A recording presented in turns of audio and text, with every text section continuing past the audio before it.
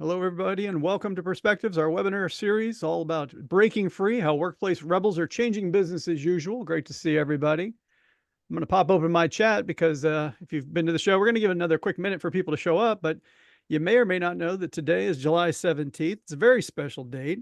It's actually World Emoji Day. So if you're in the chat and you want to tell us where you're calling in from and what's your favorite emoji, I would love to hear your favorite emoji. I don't know, panelists, are you all big emoji people? I turned into a huge emoji person. I love emoji. Oh, yeah. Yeah, nice. We'll get some good answers. And if you're really fancy on Zoom, maybe you can even drop in your emoji. That's great. Or you can just name it if you don't. Oh, here they come. Here come the emojis. I'm so excited. We got San Ramon. We got Milwaukee. Texas with a couple Texases, a couple hearts, lots of hearts. You'll love in the air. Everybody loves perspectives. I told you, panelists, people love the show. Showing up in the emoji. Got two hands from Indiana. They're coming in fast and furious now. St. Louis, Missouri, not far from where I grew up.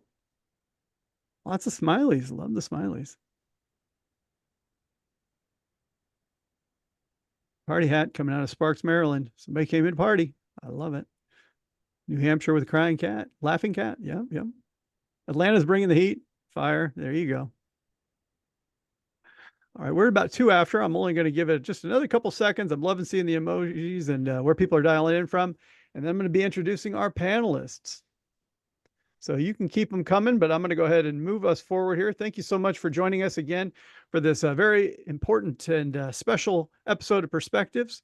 And I'd like to start us by introducing our panelists. Myself, I'm Matt Pepsel. I'm the godfather of talent optimization, your host today, the least interesting person on the panel. So let's talk about people who are the stars of the show. First is Anessa Fike. She's the best-selling author of The Revolution of Work, F the Patriarchy and the Workplace It Built. She's also the CEO and founder of Fike & Co., which is a fractional consulting firm that specializes in people, HR, and talent executive leadership with companies that are experiencing growth or transition. She's also known as the queen of fractional HR. Thanks so much for being with us today, Anessa. Nice to be here. Excited to chat with my fellow rowdy rebels and as well, Matt. Love it, love it, love it. Next up, we have Morgan Williams. She's co-founder and CEO of Peak HR. Morgan is a curious people leader, championing the psychology and fundamentals of human behavior to create dynamic policies, habits, and results. She partners with founders, mentors emerging HR leaders, and focuses her time consulting and advising. Morgan, thanks so much for being here today. Thanks for having me. And last but certainly not least, we have Noah Warder, our Vice President of People and Culture at Accent Inns. Noah is a unique HR leader with a degree in education and an experience in hospitality, but he's led teams for various tech startups, including his own. And now he's making a return to the hospitality industry, specifically hotels. Noah, thanks so much for being here today. Thanks for having me. Super excited to be here. I'm excited too. Let's go ahead and get to a little bit of housekeeping, which is for those of you who've been on the show before, you know that the webinar is being recorded and we will email it to you. So if you miss anything that one of our fabulous guests has to say, then you can always rewind that and play it back or share it freely. You're going to have a Q&A portion at the end with audience Q&A. And if you have a question for our panel, you're going to want to use the Q&A feature within Zoom so that we're able to see your question. If you put it in chat, we might see it, but if you put it in QA, we will see it. And then you're going to want to stick around to the end because we've got some bonus shares from our panelists and their contact information, et cetera, and we'll give you a preview of next month's webinar. So we'll move on. And like we always like to do, we like to hit up a Menti poll. This is our audience poll, so we get to hear from you. And we got 2 questions for you today. If you want to hit the link that's in the chat that Rachel just posted, you can go click on that and go straight to it. Or if you go to your menti.com and you enter the digits you see at the top of the screen, you can get there as well. First question, how quickly does your organization adopt new ideas and techniques? So everything from we're stuck in a rut, so we don't. Thank you very much. Or eventually, but we get there, but not too quickly. Or we move a bit faster than our competitors, or we're at the forefront of new ways of working. So this has given our Rowdy Rebels some insight as to where we are as an audience. As we listen in, we'll give this just a little bit longer. I know it takes a little bit to click in and get it going. But any surprises from our panelists is what we're looking at here? I see we've got number 1 with a bullet is eventually we get there, but not quickly. Sounds about right. Yeah, I was going to say, same thing. Sounds about right. Yeah. Yeah. Yeah. A couple that are at the forefront of new ways of thinking. And thankfully, we don't have too many that are stuck in a rut so they don't. I think this makes good sense. Makes good sense. All right. Well, you can keep your votes coming in, but let's go on to the next question, which is, what is it that prevents your organization from adopting new practices? So maybe you've had some good ideas or things that you've tried and didn't quite work out, but what holds organizations back? What prevents your organization from adopting new practices? When you might like to try some new things. 5 generations of insular thinking. There it was, straight from the top, right? Yeah, bang. That was the great first response. It was. Perfect. It was like, whoa, Perfect. we're coming out of the Somebody gates was hot. ready with that. Yeah. Exactly. So habits and the way we've always done it, for sure. Culture. Yep. Culture. Risk. Yeah. Risk and regulations is kind of go hand in hand sometimes. No follow-up. Yeah, a lot of reinforcement. Sometimes we try something new. Too many cooks. Always done it this way. Leadership approval loop. Oh no, that's something you hate to see, but certainly we've all experienced that before. Silos, traditions, yeah, being on the same page. Yeah, a lot of times, like, why do we need to change? If we're not all convinced, then we might resist that somewhat. Cost, cost, especially in the current environment. Cost, fear. Oh man, walking my side of the street now. And leadership disagreements. Lazy. Oh my. Boss refuses to take action. Yep. Lack of importance to leadership. Okay, great. Yeah, keep them coming in. This absolutely helps us and panelists, so you can see a little bit of what we're dealing with. We're going to have to, swim upstream a little bit when it comes to getting rowdy, but that's what we're going to be talking about today. Okay, we'll come back to the presentation. And as you know, from our purview, when we talk about talent optimization, we want to pass from business strategy to business results, but we know we have to go through the people part in the middle. I always present this framework just so I can sort of orient us as an audience. Right now, it's all in play, right? We're talking about teams. We're talking about candidate experience. We're talking about the relationship that managers have with their direct reports and employee engagement. So really, the whole thing is right on the table for us. So we'll move forward one more. And I was on LinkedIn the other day and I saw this very interesting post from Alex Seiler, and he had made reference to these rowdy HR rebels and listed people by name. And one more click shows us that all three, Anessa, Morgan, and Noah, all were listed in this group. So this is an actual thing, these rowdy HR rebels. So when we were putting together our panel and we were thinking about how are we going to start talking about pushing the boundaries and really starting to talk about the more progressive future of our organizations. And, we can't do that obviously without our HR leadership. And so I was really excited and can't wait to have the panel discussion today. So there you go. Famous. I love it. Love it. So with that, we're going to jump into the panel part of the show here. And I'm going to go ahead and get us started with this one, which is simply, I'll ask you, Morgan, how did this happen? How did you come together under this banner of rowdy HR rebels? So long story short, Hiba had a podcast and she asked if, a few of us individually would want to do it. And after we did it, we all listened to each other's answers and we were like, man, this is a really cool crew. Like, can we all be together in like a LinkedIn message format? So she put it up there. After that, it just kind of continuously grew to like, who are people that are pushing the envelope, and that we can add in there. And every time somebody got added, I would say, welcome to the Rowdy Rebels crew. And then after a while, since everybody wasn't on the podcast, we just changed the name. And that's basically how we've had our name ever since. So yeah. It's amazing. You're just attracting like-minded people, coming together, creating I don't know, let's say a micro community, but of you're able to get answers. I know you all are very active with one another. So I'm so thankful that we got a chance to get somebody on the show today. And of course, Hiba and Tracy have been on the show before. So lots of great tradition here. But I'll get us talking to the topic of this when we think about some context that we have. I wonder if we might talk a little bit about the recent developments, trends, like what's happening out there that's requiring us to go through these changes. I asked the poll question about what holds us back, but what's really the other side of that? What's really mandating that we need to make these changes? And so I wonder if you might get us started with this one. Yes. Okay. So I wrote a whole book about this called The Revolution of Work and Why We Need It. But if we think about how we work today, we think about Monday through Friday, 9 to 5 for most people. Where does that come from, right? It comes from the Industrial Revolution. It comes from even thinking about farmers before then, like they would work when the sun was up and they would not work when the sun went down, right? And we really haven't changed that much since those things. And we live in a completely different world now. We live in a world where we know more about people and each other. We know more about how we all work. We know more about, maybe I'm not good at doing tasks in the morning when I first wake up. Maybe I'm a heck of a lot better at doing it at night. And the 9 to 5 may not work for me. And so there's other options now. I think that work is one of those places that has been very stagnant in other forms of our lives, even in when we talk about mental health and wellness and lifestyle. We are able to kind of get into more of a customization and personalization in some of those things. But work has really just like stayed the same, right? It's not really moved, changed, adapted. Even talking about things like 4-day work weeks seem like monumental movements that are going to take decades to do. And if you think about that, that seems really silly, right? Why? We're able to shift and use customization, personalization for a lot of ways in our lives. But why are we still doing this thing that almost everyone has to do, because we all, there's not a ton of us that are independently wealthy. So we need to work for money to live. So if this thing that we all need to do, why is it so unchanged for so long? And so the revolution of work, kind of what I know this group is really big on, is let's push it forward. Why are we not changing things? Why are we not trying things? Why are we not experimenting? What's the worst that can happen if we experiment, right? We change it and do something else, right? So it's really getting outside of those really rigid guidelines around, we can't do this, we've always done it this way, to think about the what if.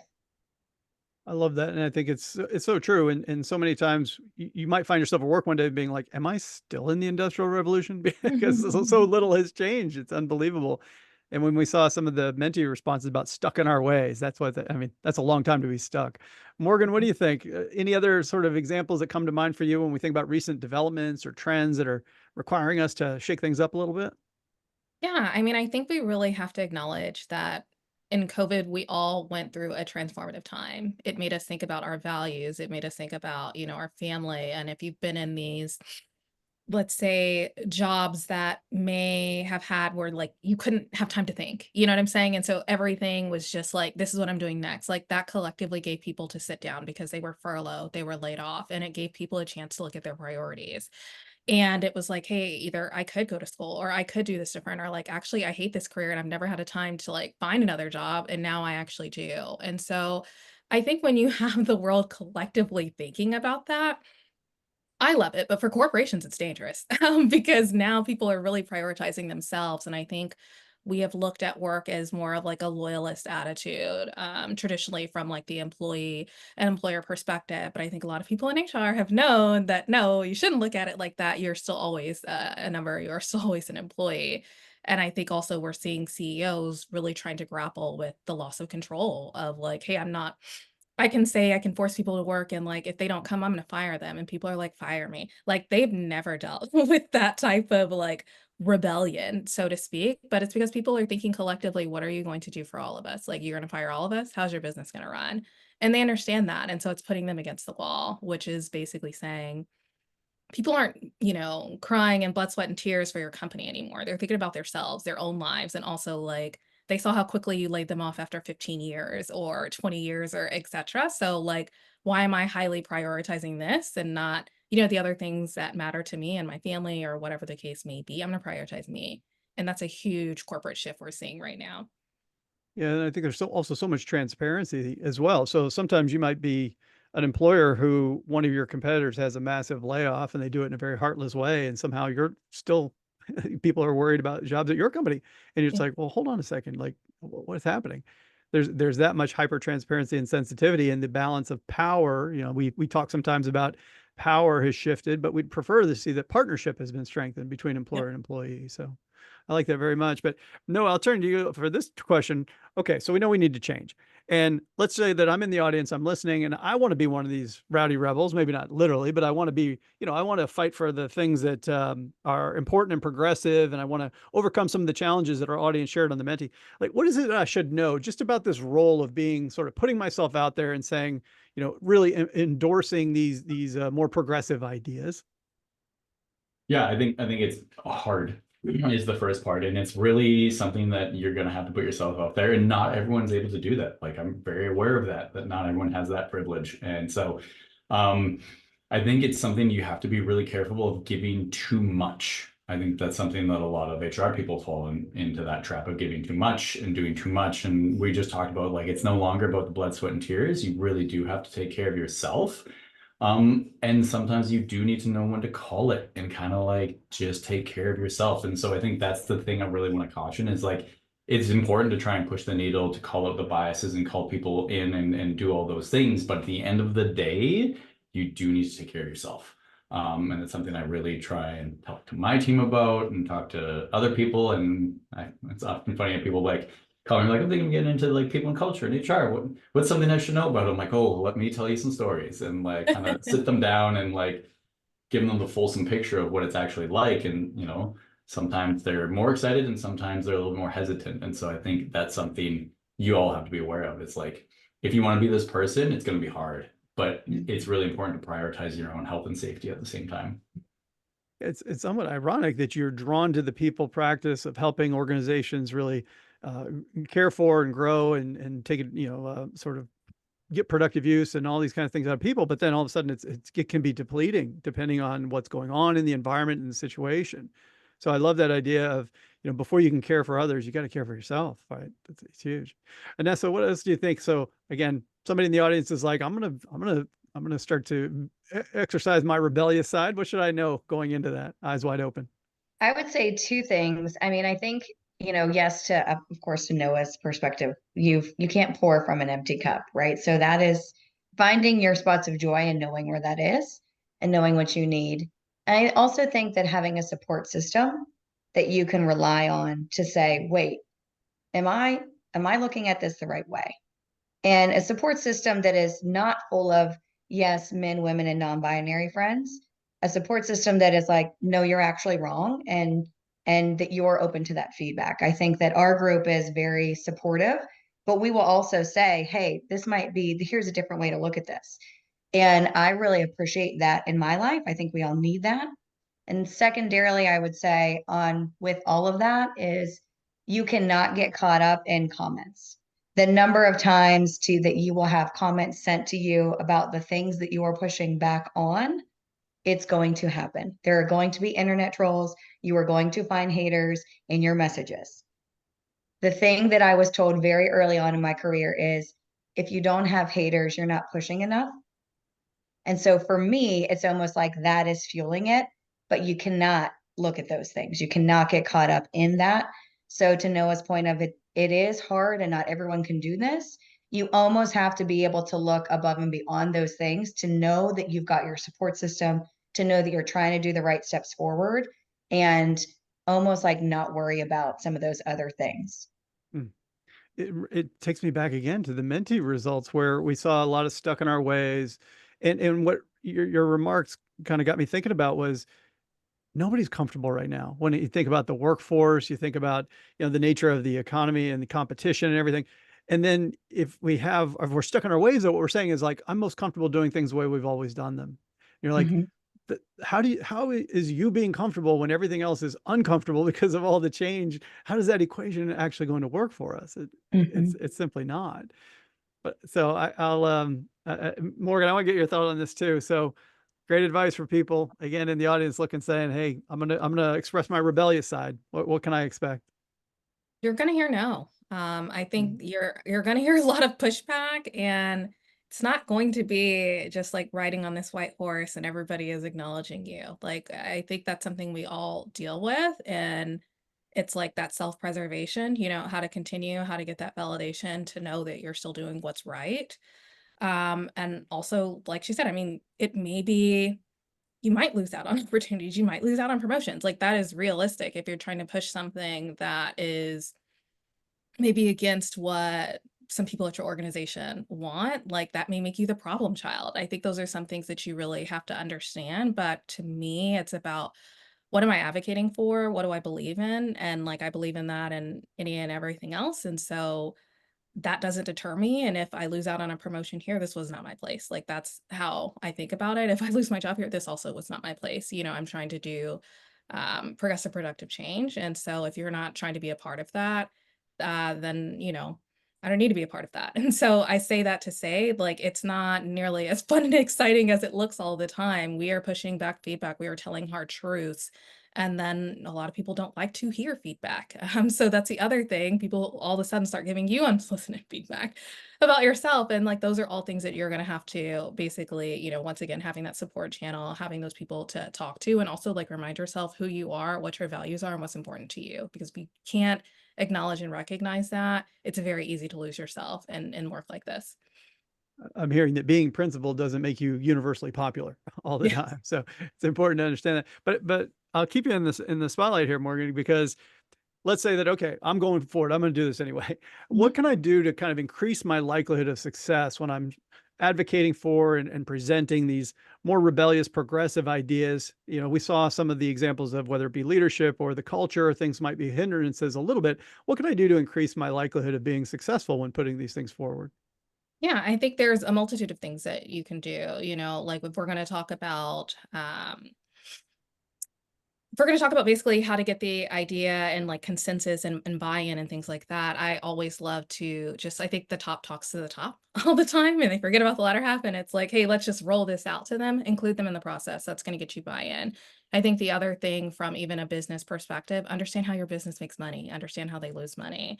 And like when you can start equating that and building relationships with your CFO, your COO, tie it to your mission, vision, values, like that makes it harder for people to say no to what you're doing because you didn't set all of that stuff. So it's like, well, if this goes along with that, how can you tell me no? And like that's where I start to like really dig in and really make the difference. But also, if I've also gotten the consensus of the employees and added them, and then I bring it up and it's like, oh, I don't think the employees are going to like this. Oh, actually, I talked to them. They love it.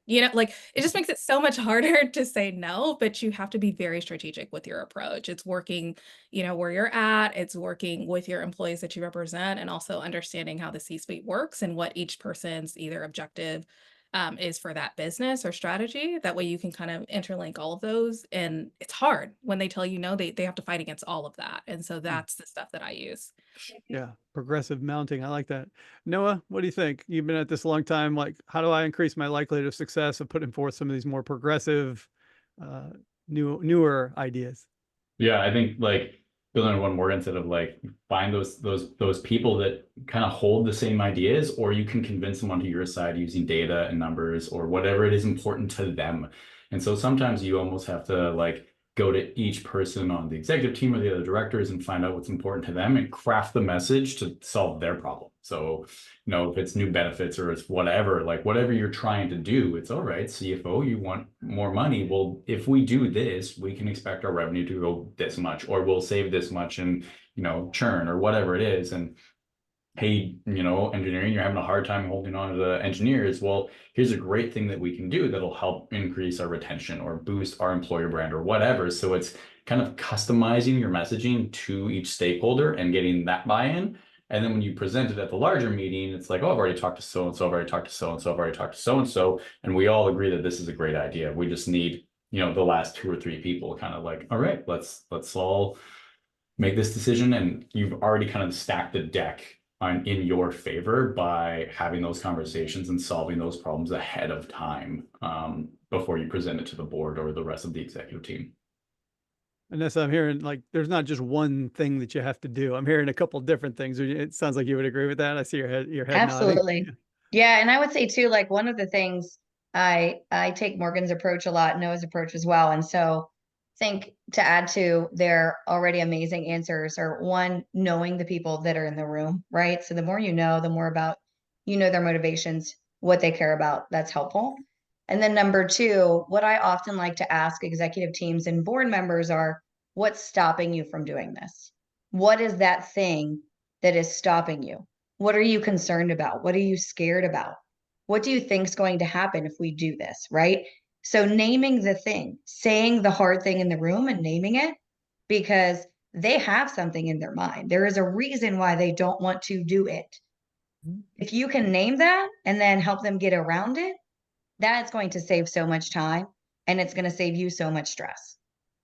I think that's such an astute point, because a lot of times when we're going through these sort of change projects or we're selling ideas, basically, if we don't get the objections out up front, then we end up going along, spending a lot of time, taking a lot of people with us, only to have it confronted at the end and it becomes insurmountable. And you're like, what a waste this was. And now people are more dejected than if they would have just got it out onto the table ahead of time. And then you can start to chip away at it. Well, what if that weren't totally true? Or what if we could address that concern? Now, all of a sudden, it might feel like it's going to take longer or it's a little scary to get an objection out, but it actually is a much more likely that you're going to have long-term success if you can do that. Well, I think we've been talking a lot about the foundation. So we've got a good foundation now about being a rebel. And I wonder if we might find some examples, even beyond HR itself, but examples of either executives, managers, maybe individuals who are kind of also sort of our counterparts in driving these sort of progressive changes. And Noah, I think you had an example for that might be good for us to start to build off of. Yeah, I mean, it's my example is my CEO, and it's one of the main reasons I joined the organization that I'm part of right now. Is like, Mandy Farmer's our CEO. She's an amazing individual, and I think like she truly cares about just the people that work for her company. Like when I joined the company, I was told pretty upfront that we've got about 300 hourly employees and 50 salaried employees. So most of our staff are people on the front line. They're cleaning rooms, they're checking people in, they're keeping our hotels like running through maintenance. And she's like, that's your number one priority. That 300 group of people who, are hourly employees, that's your number one priority. Take care of those people first. And that was, it's kind of shocking thing to hear from a CEO who is, most hotels, most industries, they take care of their stakeholders, their shareholders, they take care of the executives, and then the directors. It usually is the top-down approach, not the bottom-up approach. And so just hearing that, and then also in my interview process with her, she asked, and she knew exactly what she was doing. She's like, I'm going to ask you a question. It's probably a question I shouldn't ask in an interview, but I'm going to ask it anyways. I'm going to go first and answer it myself, and then I'm going to ask you to answer it. And then I'm going to ask you, should I ask that question in an interview? And so she asked the question, she answered it, I answered it, and then she's like, so, and I'm like, no, you can't ask that question in an interview. It's totally inappropriate. You can't do that. She's like, great, awesome. I love the fact that you just called me out on it. So she's looking for people to call her out on things that she shouldn't be doing. And having someone in a leadership position that's not afraid to be told, no, you shouldn't do that by the people that she's hired is something pretty incredible. And I don't think a lot of executives feel that way because they feel that they always have to be right. They always have to have the answers. And she doesn't think that way. She thinks very differently, which is, again, one of the reasons I joined the organization. So I think finding those executives that aren't afraid to be told, no, you're wrong, or no, there's a better way to do this, or I hear your idea, here's a different way we could approach that, might be better. Finding those people that you can work with will be key to implementing some of these sort of ideas that we're talking about and being a little bit more of the rebellious HR, the person that's pushing the boundaries. And we're in hotels. Like, hotels have been around forever. This is not what you'd think of when you're like thinking innovation and industry and groundbreaking new ideas, but that's what we're trying to do here. We're trying to be the most innovative hotel company in North America and eventually beyond. So it takes thinking outside the box to do that. And it sounds refreshing too, because I feel like even if you have this stream of well thought out progressive thinking coming from HR, it still has so much more power when it's being amplified by the line of business too. And when you have people that are maybe not all the way there, or maybe there's at least enough overlap that now it's creating that much more momentum, and it's coming at maybe a manager who's kind of like hunkered down a little bit and saying, well, geez, I'm hearing this from HR and I get it, but I have all these concerns. But wait a second, the CEO doesn't have those concerns, so maybe now all of a sudden it just sounds a little different when you hear it from multiple different sides, which is pretty nice. Morgan, you also had an example. I wanted to make sure that we had a call out because I love these specific examples. Yeah, I think it can be, just somebody going out there and, against the grain. I love to see that, especially in a leadership perspective. But NVIDIA, they're doing amazing right now, like number one on the S&P charts, talking about hitting $1 trillion cap in 2025, which we've never seen before. And they have a remote staff. everybody was calling back in the office. He's like, our team's great. We're not going to do it. And, everybody kept trying to say it's not productive. His cap only continuously went up. And the way that he treats people, he also talks about how important EQ is over IQ. And we have a lot of these, like when you look at these tech bros and everything else out there, they're always doing that. And he's like, this is the most valuable thing that I look for. And to me, that speaks so much to the work that we're doing when it talks about that. And so for him to name that as a top strength as a CEO, that's number one in the S&P, looking at $1 trillion cap, that is somebody who is a rowdy rebel that's bucking the norms and saying, hey, I'm going to do what works for our group here. And we're going to figure it out. We don't have to go with tradition. We don't have to go with what everybody else is doing. This is what's making us successful. I don't care about all these extra articles. This is how we're doing. And those employees are crazy engaged. And even the ones when they have the problem of so many people being quote unquote disengaged there and making so much money because their stock went up so much, it was still like, hey, we're going to find ways to deal with this, but it's not like we're going to lay these people off or force them out or wasn't all of that. It's like, we're going to find ways to deal with this and to continuously incentivize our employees. And I think that that is an incredible approach. Yeah, it's one of those things where, LinkedIn headlines are littered with these examples, and they make you cringe. They make your stomach hurt when you're like, really? This is how we're going to approach doing business? And yet the examples like you shared about EQ over IQ from, one of the most valuable tech companies on the planet, and you're like, this doesn't get a lot of airtime. And so, when you start seeing these things and you're bringing them in, it really helps to round out that case, like you were talking about a little bit earlier. So I appreciate you both sharing those examples. Let's take a look at some more. We'll do almost like a speed round here, but we'll talk about some of the different progressive ideas that are floating out there. And Noah, I want to ask you to get us started with this one, which is you have a progressive view, I would call it, when it comes to organizational values. So my question is, like we all talked about, and it came up earlier, mission, vision, values. Values sometimes they're a little bit of a punchline in some organizations, but where can these go wrong when we're starting to define these values, Noah? Yeah, and I think so. I'm going to preface this that I learned this after joining this organization. And so this was something that like Maddie kind of opened my eyes to, which is that if you look at a lot of values in the mission of a lot of organizations out there, they're very masculine in nature, which is like command and conquer. We're going to be the best of the business. We're going to make the most money. We're doing these things. And there's not a lot of feminist values within those organizations. Or if they are, they're always on the bottom and they're not as important. They're just like, no one really cares about them. And so the thing that I've come to realize through hearing Mandy speak and the way that we kind of run things here is that there needs to be a balance there. There needs to be a balance of feminist values and masculine values within an organization so that you're not always just kind of doing the command and conquer. You're also nurturing your employees, you're nurturing the community, you're involving the society with which you are operating in. And societally, masculine values have been all it's like independent. It's me. It's all about me. It's all about how much success I can take on, or the success of my company or my brand or whatever. And societal shift of values for feminist values is more about the community, us. How do we grow and learn and move forward as a group of individuals? And there needs to be that balance between those two values for an organization to succeed long term. And I think that's the other piece here, is that the VC model that we're all currently operating in does not build long-term successful companies. It just doesn't. It builds very short-term successful companies that explode.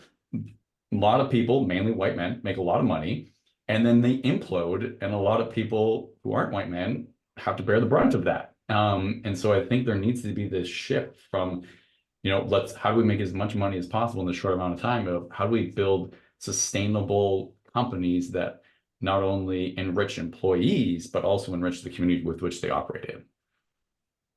Hugely powerful. I love that on so many levels.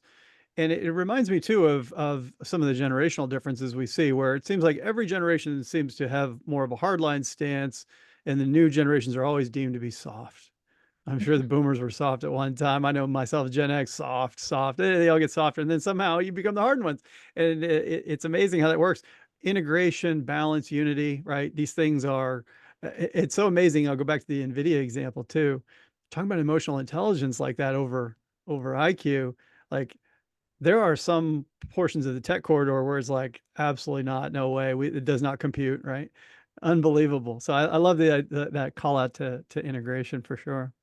But Morgan, I'll ask you this one. How about mental wellness? Like my simple question, are we doing enough? Are we not doing enough? Like where are we landing when it comes to the progressive need to really put mental wellness on the map and to have the conversations?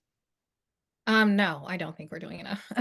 Like, point blank period, no, I don't think we're doing enough. I think at the end of the day, like, collectively, employers, employees, we have not acknowledged COVID. To me, until we've done that and how it has transformed us and changed us, like, we can't be doing enough because we don't really know how to deal with those emotions. We haven't really talked about that. We just kind of are like, "Get back in your seats and find another place to work, and we're just gonna start," and everybody keeps trying to be like, "Back when we did it like this," and we're not gonna go back there. Like, that's the reality. We're not gonna go back. We've seen different ways of working, like, people people are going to resist that change, you know what I'm saying? And until we can, one, accept that, we have to think about the tools that we use, you know what I'm saying, to support us. We have to think about, the vulnerability. People don't trust their organizations enough to even be vulnerable to say, I need help with mental health because there's so much stigma still around it. But also, we see organizations jerking the chain left and right now and trying to, hold things over you. So until we can feel free to talk about what kind of support or different things we need, accommodations, it's going to be very hard for us to really address the real mental struggles because we can't talk about it. And the people that do, they're working with the stigmatization. They're trying to figure out, how can we create these psychologically safe environments and what do those things look like? But we don't have support from the top. And so, it's a combination of things, but you can't have a safe environment if there's not trust. You can't have a safe environment if you don't have a space to feel vulnerable. Where's the equity in some of these things? So until we can really look at that, we can't get better tools. We can't think about our services and what we can do to reduce, burnout in such a different way because we haven't heard from the employees. The executives are having a very different life than the employees at a company until we can kind of collectively talk about that transparently with no fear. Um, we're going to be held back. It's shocking to me when you think about like college seniors and they're talking to each other about the different challenges they're facing, the different medications they're on, even dosages, and then they come to work and they're supposed to pretend like nothing's wrong. And it's Yeah. just a complete sham and everyone knows it. But are we doing enough about it? Is the question. And the answer, you couldn't put any better than you put it. The answer is no, flat out, full stop, done. So I'll move us to one more. And this one's for you, which is around this growing notion about customization and personalization. I seem to see it everywhere in my life outside of work. Like, is this possible? How does this work when it comes to inside of work? Can we truly have a customized, personalized, I guess, employee experience? Am I even thinking about that the right way? Yeah, yeah, absolutely. I think this is where a lot of us get stuck kind of thinking about work too, right? Where it's like, well, I can't do that because, or I can't do that because I have this group of workers who need to be in a warehouse or what have you, right? What I would encourage people to do is that your own thing that you've put on it, or is there a real reason that you can't do it? And what I think we will all come to is there actually isn't a real reason that you can't do it. You just have to get a little creative with it. Hmm. And I think that that's the part where people are like, oh, well, that's going to be hard. I can't do that here. Why? I'm kind of like a kid when it comes to those type of organizations where I'll just keep asking why. And what I have found, just like a kid, right? Like, Yeah, but poking why? them. And why? And why? And why? Right? Like, Yeah. And what I find is after so many whys, they run out of excuses and they start to get creative. Mhm. And that's where I really want us all to stop leaning on, oh, I can't do that. And start thinking about how can I do that?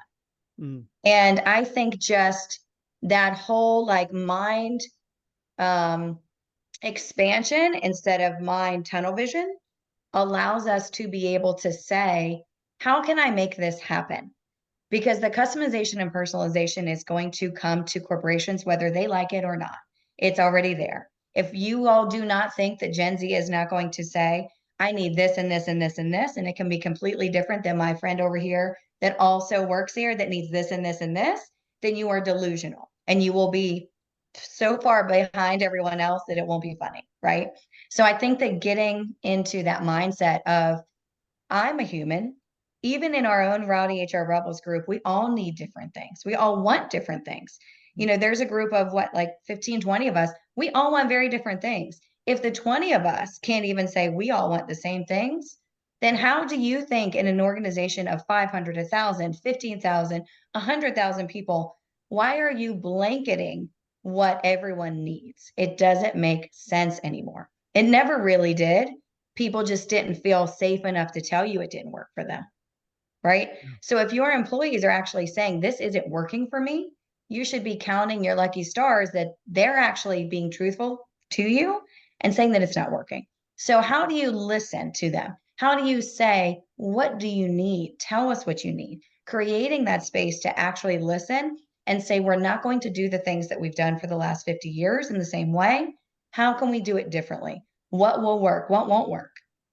And I think that customization and personalization is coming. Like you said, it's in every other aspect of our lives. I think it's really remiss to think that it's not going to somehow creep into work when we spend a third of our lives doing it, right?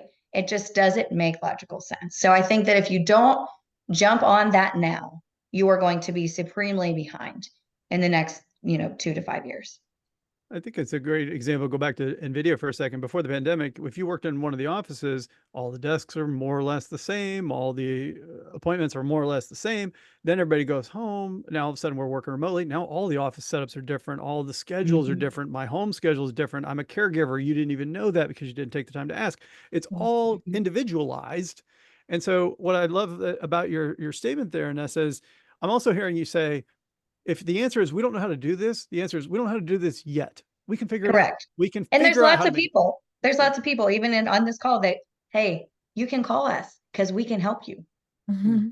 right. If you don't know how, call somebody who does, Hugely powerful. I love Yeah. it. I love it. We could keep this conversation going for another hour, but I know we've already got Q&A coming in, so I'm going to go ahead and do this.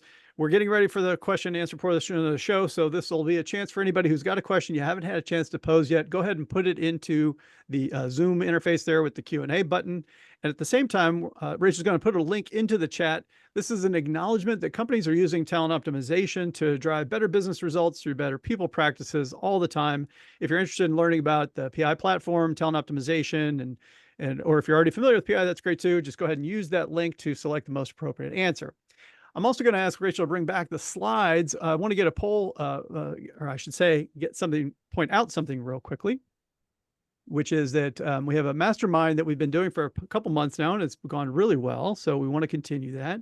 And 1 week from today at the same time, we're going to continue the conversation. And if you're interested in joining and talking a little bit more about this, and specifically in a small group coaching setting, we could talk about how to take some of these ideas and put them into practice where you work. So depending on how much interest there is, we'll either have a second session or not, but go ahead and use that Zoom poll to go ahead and let us know if you'd like to potentially get an invite to that session. And then one more quick poll for you real quick in the next slide is that we have been doing for the last couple months, we've been doing tip sheets, little takeaways, trying to take some of the ideas and give you some PDF docs you can download and you can share. And so the Zoom poll question here for you is, do you miss these worksheets? We haven't done them in a little bit. And so the question is going to be, did you find them valuable? Would you like us to keep providing these, or did you not notice? And we shouldn't bother going to the trouble anymore. So I'll go ahead and give you a second to go ahead and do that. We're happy to do it if you find them valuable, but obviously we don't want to spend cycles on things that you don't find valuable. That's it. All right. So we're going to go to the audience Q&A portion of the show. And I've got the first question for our panel, and I will remind the panel, it's my absolute favorite thing because I have no idea what's about to happen. So here's one. Can you talk about the pressures of mergers and acquisition of corporations by private equity firms? So does that tend to make us more progressive or less progressive when it comes to? We're all laughing. Everybody's laughing. Why I is feel like everybody we've laughing? all experienced this. Oh, it's like a hellscape. That's what it is. That's what an M&A is in PE. It's a hellscape. Yep. That's the best way to describe it. It's a lot of pressure, I'm hearing. It's pressure, but it's like, for me at least, I've gone through a lot of these, both VC and PE M&As, and PE is known to be lean, right? Number one. VC is known to not be as lean, but PE is known to be lean.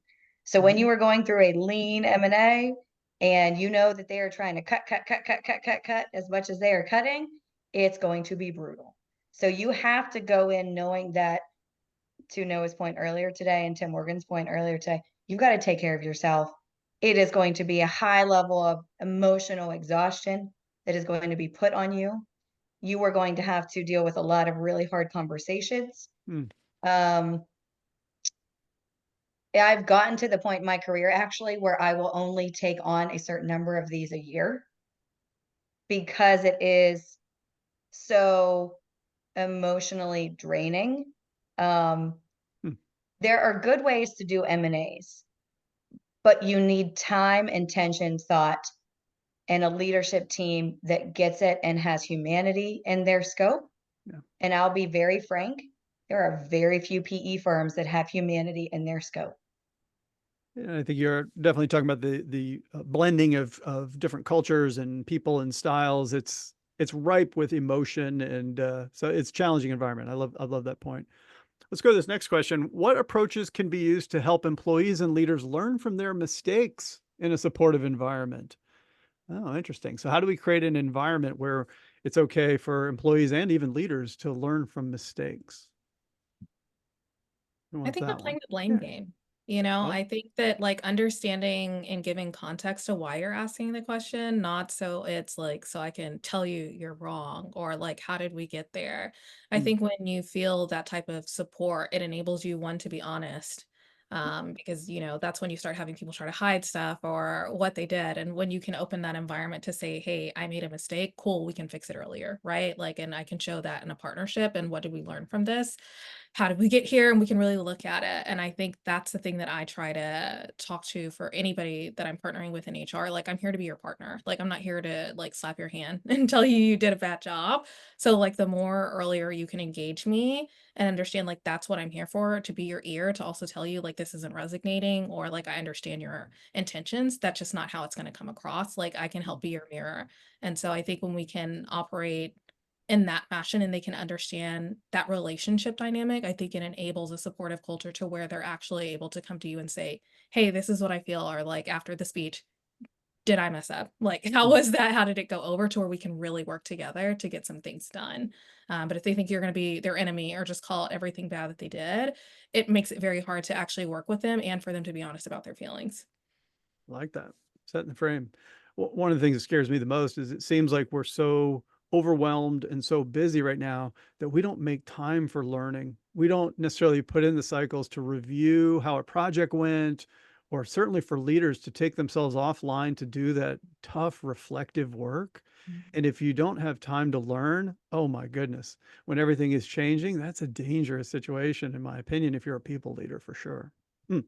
So I'd love to add one more thing. This like there's a Please. study that came out of Gartner, I think it was Gartner, that shows that like employees also and everyone also needs like I think it's like 6 or 7 pieces of positive recognition before they can truly hear the constructive recognition. So if you're not giving people that reinforcement in the day-to-day of like, and not just like great job, but like being like, hey, you did this presentation really well in this way, or you cleaned that room really well in this way, or whatever. If you're not constantly kind of giving people that recognition, when you do come at them with that constructive feedback, if that's the only thing they hear, they're just gonna be like, well, fuck, I can't do anything right. Like, what the hell? So you have to balance things. And I'm not saying don't come in with the construction sandwich or the feedback sandwich. That's also an awful idea. It's building up that rapport. It's almost like a bank. You got to fill the bank with constructive or positive feedback before you can empty it with the constructive feedback. I love that. We have a friend of the show, Michael Alasso, and he talks about TSP, which is truthful, specific, and positive. Is that something you can share with someone? If you do enough of that, then eventually when you do, you say, hey, you know what? Can I talk to you about something else? It's like, okay, well, you just made 5 deposits in my emotional bank account. So yeah, withdrawal is not gonna be the end of our relationship, so to speak. Mm-hmm.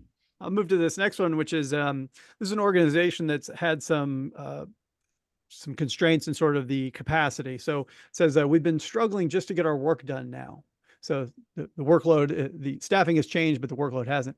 How can we push back a little while we're still tripping over ourselves with a new mental load to have to manage at work?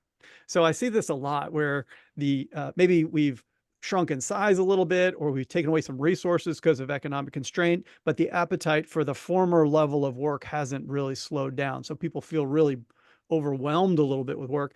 What's an artful way that you all might have some advice for our audience member here about how to push back? How do you say, you know, we're a little underwater here. How do you talk up to that?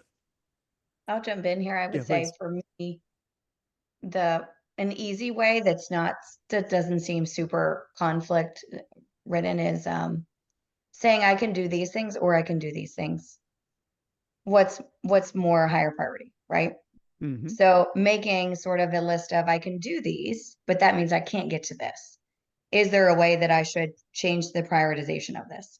Talking with your manager, your manager's manager, et cetera. If you do that all the way through the organization, what you'll start to see is some of the things that don't matter that maybe you thought did, right? Urgent versus important, but it's having the conversation of absolutely I can take that on, but that means I can't get to these things because if you want me to take the time necessary and the thoughtfulness necessary to do these well, I will not have time to do these other things. Right. So a little bit of reality, but you're being a partner in that to say, hey, here's the cut line. Like, here's Right. my take is of what's below the list. Do I have this right? Or would you like to move something up? But if Yeah. so, something else has to come off. Yeah. And it shows self-awareness, right? You are being super self-aware as an employee to say, I know that this is not going to go well. Gotcha. We got time for one more question, and this one's pretty meaty. So I'll ask us to be a little tight here. What are your thoughts about psychological safety? We have a few employees who seem to feel they don't have psychological safety unless all their ideas are adopted. And I don't think that is the definition or intent. What do you think? So we have an expert panel to talk about psychological safety. Is it truly an unsafe environment I'm in if you don't just agree with me all the time and take all my ideas and do what I say? Noah's shaking his head. We're all No. just What do you shaking think, our heads. no, what do you got? No. No, Yeah. no. It This says is, I mean, we come across this a lot. We have a lot of younger employees who work for us in the front line, and they have lots and lots of ideas. And I think the biggest thing for them, and one of the things I really help coach our managers on is like, if we can't do something, you really have to explain to them why. Why can't we do this right now? And again, right now. We might be able to do it in the future, but right now maybe we don't have the resources, we don't have the finances, we don't have whatever. And it's really about, bringing them into the fold of some of the larger business decisions of just like, like the company is really focusing on this right now. That doesn't play into that right now, but in 6 months, that might be an idea to bring it back up then. And it was really interesting, like our CEO at our last big kind of, we call it Culture Fest, where all of the managers and leaders of the company come together and we kind of have a big brouhaha. But her big thing was, if you ask and they say no, ask again, come back and keep asking. Like when you hear no once, it doesn't mean that it's the final no. You kind of have to keep asking. And as a manager, you also have to encourage it of like, we can't do that right now for all of these reasons. Please come back in 3 to 6 months, or I'm going to do my best to ask you about it again. So we can assess at that point, because just right now, it's not the time to do it.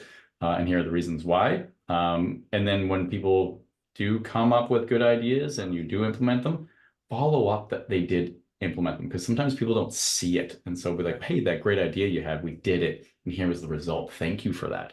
And that's so powerful, because I think people, often they'll pitch an idea and it just goes into this black hole of feedback and they never hear anything about it ever again.